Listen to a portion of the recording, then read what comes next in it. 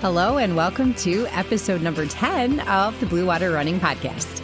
I'm your host, Maren, and this podcast features and celebrates the accomplishments of high school and collegiate cross-country and track and field athletes from the Blue Water area of Michigan.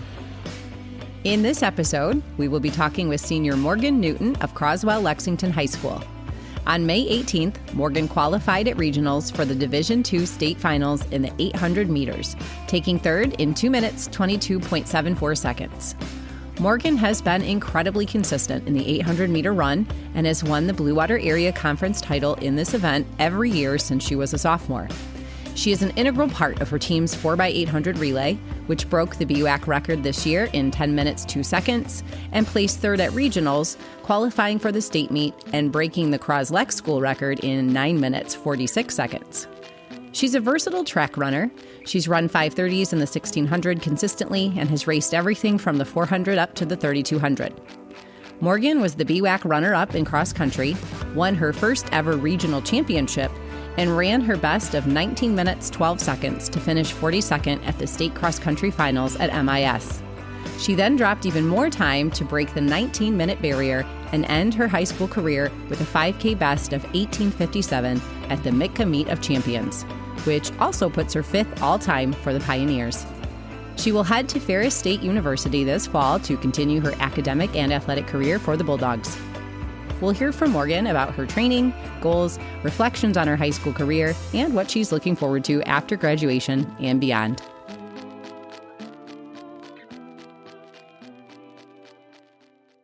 Welcome to episode number 10 of the Blue Water Running Podcast, and thanks for joining me, Morgan. Thank you for having me. My pleasure. Well, you probably know the first question, and that is, would you please tell us how you first got involved in cross country and track and how many years that you have been participating? So my family's always kind of been into running, at least my distant family kind of. And so the elementary school has a running program. So they have like 3 meets. And so in second grade, I joined the running program. And I've been running ever since. So it's about 10 years now. I've only been taking it seriously since about freshman year, though. So seriously for 4. So your high school career is when you really got down to business, right? Oh, yeah. Okay. Well, speaking of high school and your season thus far, you're almost to the end of it. So I know we might have to travel back in time a little bit. But when the season first began, what were your big goals that you had set for your senior year, and what were you hoping to accomplish? And if you've already accomplished some of those things, feel free to mention that as well. So this track season has looked a little bit different. I have shin splints right now, and they're a pretty serious case according to the doctor. And so I've been doing a lot of cross training. The school has a zero runner machine that I've been using almost daily. And so my goals were kind of just because I was diagnosed with this in like February. So it's been a while. So my goals were a little different this year and really just keep my times the same as last year, just to kind of get through the season before my break. So you were hoping to maintain your fitness and continue to perform at the same level? Yeah. Well, you've been steadily and consistently improving throughout your career in both cross country and track. What do you find are the most important elements for you to be successful? For example, is there anything specific you do in your training? Do you have something specific as far as your diet goes? And then maybe recently, since you've been kind of working with an injury, are there cross training or recovery things that help you perform at your best? So because I do both cross and track, I do train year round. And I really do think that is the biggest thing that makes people better in running. And so my miles are the highest in the summer. We'll see about this summer, but and then the lowest in the winter. And so I think that really helps my track season. And maybe that is what helped this track season. Who knows? But I do think sleep is very important as well. I love my naps, but I do go to bed relatively early nights before meets. And I think that is a big key thing. You've run the 800 meters as, from my perspective, your focus event for quite a bit of your career, but you've also run the 1600 quite a bit as well, almost as much as the 800. Do you have a favorite? Do you prefer one over the other? And maybe what you like or don't like about one versus the other, or how they compare or differ? Um, so the 800 is definitely my favorite. That's really what I focus on, but I do enjoy the mile. Um, they are really totally different events. The 800 really focuses on speed and keeping that speed and endurance factor, while the mile is mainly endurance and trying to keep that third lap fast, even though it's really hard. What Okay. would be your advice to someone who hasn't run the 800 before and maybe they're thinking of trying it and they want to perhaps do it for the first time, or they've been running it for a while and they want to drop some time? I would definitely recommend it, even though I do say it is the hardest event in track, but that is controversial. Um, if someone is trying to drop their time, my biggest strategy, really, depending on the competition, is to pace the first lap and see how you're feeling and how fast you can get the second lap to go. And a lot of people kick the last 200, so they're using all their energy. And something that I've recently tried, I think last year I started doing it. I started kicking the last 300. That really helps create a gap from the person you're trying to beat. and it's and so like that's what I really tell like underclassmen that are running it. Like that's um something that I recommend. But the mile, I would I always try to keep my second lap the slowest unless the competition is insane. Then we just see what's happening. But everyone's slowest lap is always the third. And so that's kind of what I focus on. I know that everyone's tired by this point, and of course I'm tired as well, but I really try to start kicking, even not as much as I would the last lap, but just a little bit. Well, what do you think you will miss about high school running the most since you have already graduated? You still have a little bit left of your season, but you're looking ahead to what's next. So, what's weighing on your mind as, boy, I'm really going to miss this part of high school? Definitely the team, 100%. The cross team is extremely close. Even the track team today, after our speed workout, we played a game of capture the flag. Like we all really get along, and especially the cross team, since we have a relatively small team, we really know each other so well. And a lot of us have gone through the last 4 years together, so it's gonna be a different change of scenery soon. Right. What is your advice for the upcoming seniors? um, I'm gonna say what everyone else says is that it goes by really fast. All the different senior events really, you're just looking forward to the next one, and there's so many of them that you really just it just goes by, and like especially during season. You're committed to Ferris State to continue your academic and athletic career for next year. What are you most looking forward to? Again, I am super looking forward to the team. That was the biggest thing I was looking for when talking to coaches and looking at other colleges, was the team environment. I just wanted to be sure that going somewhere for the next couple years that I'll feel like I belong there. And so on my visit to Ferris, I I like 100% felt like I could stay there.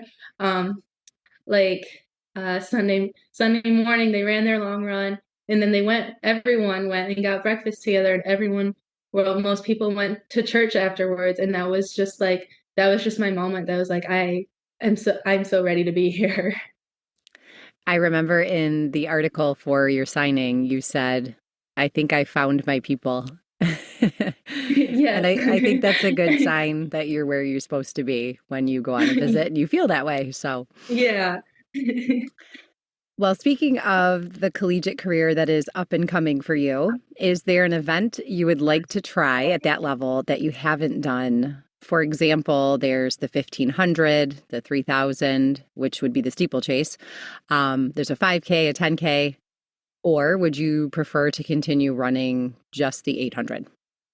I would like to keep running the 800, but I've always been willing to try new things. I think the steeplechase is so awesome. I don't think I'm coordinated enough to get over those steeples, though. So we'll see about that one. But the longer races, like the 5K and 10K on a track, I don't know about those. I rarely run the 2 mile as it is, and like keeping the same pace on a track is just so hard. You get distracted, and that's just not my style to run. Right. It's a lot of laps for sure. Exactly. Now, moving into collegiate cross country, are you doing a 6K for your season or does it alternate between 5 and 6K? The first couple meets are a 5K, but then it does go up to a 6K. Okay, that's what I was assuming since I believe they're Division 1, correct? Or they 2? 2. They're Division 2. Okay. Yes. Yeah. Well, as we're looking back on your high school career and getting ready to wrap it up, what is one of your best memories or moments from all of your years of sports? So I talked about this one at our senior breakfast. It was freshman year, and it was me, Abigail Barkley. She's a senior this year as well, and then a senior that year, Caitlin Gooding.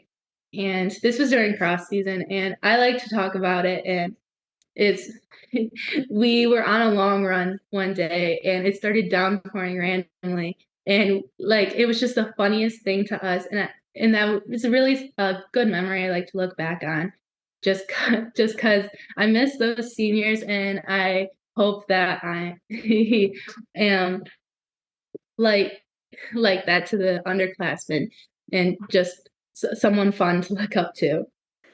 Do you have a favorite meet from cross country or track? I do. Cross country would be the Caro meet, the Thumb Meet of Champs. The course is not very fast, but I've been running that since second grade. That's where they have their last meet of the season, I guess, for elementary school. And so I, as of this year, I ran it 10 years in a row. And I just thought that was crazy. And I looked forward to that, just knowing that I know that course, like it's a home course, but it's really not. That's the one at the golf course, right? Yes. Yeah, Yes. I did the open race there years ago, and it's just beautiful and it's meticulously mowed and it's Uh-huh. got enough hills, but it's not horrible. So I Yeah. agree. It's a nice course.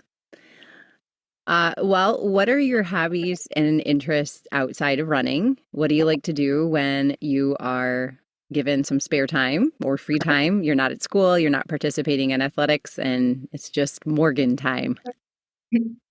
Of course, I like to hang out with friends and family. That's really the big thing. I do like to read. You can catch me at Barnes and Noble a lot.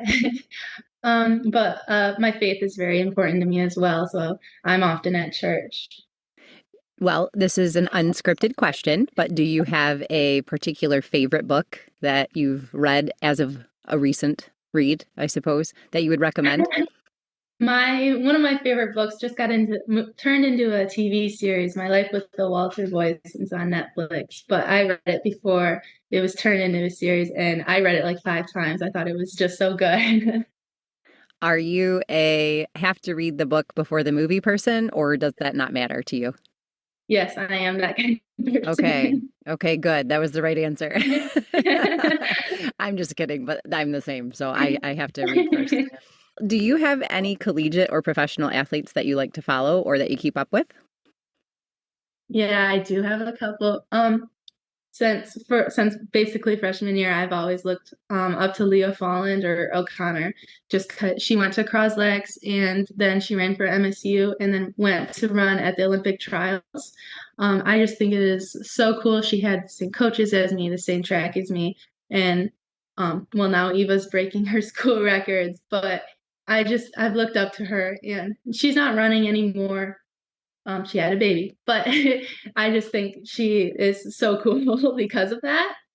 I do think Parker Valley, she runs for Florida, and she is very cross training oriented, and that's kind of something that I've been struggling with this season, having to not being able to go on runs with my friends and everything. And she bikes and she uses the elliptical, and that's what I've been doing. And knowing she's fast and that I'm doing the same things as her, that's really helped me get through that.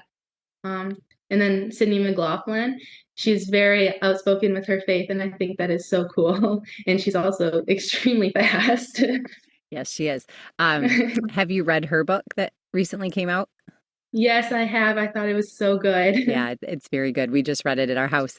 And I just saw her run a blistering 200 meters where I think she ran, gosh, I don't know, 22 low maybe? Oh my goodness. 23 high. I can't remember, but she beat everyone, even right. Even like Gabby Thomas, who, is an Olympian in the 200 meters. So yeah, she's fast. Well, one last question to wrap up our conversation today, Morgan, and that is, if you could go for a run anywhere in the world, where would it be and with whom? I think I'd have to say that I'd want to run in like Colorado, probably where like the professional athletes train, because of the air and stuff. But I think it is so cool that everyone trains there. With who? Probably one of the people I just mentioned, but that would probably be my dream.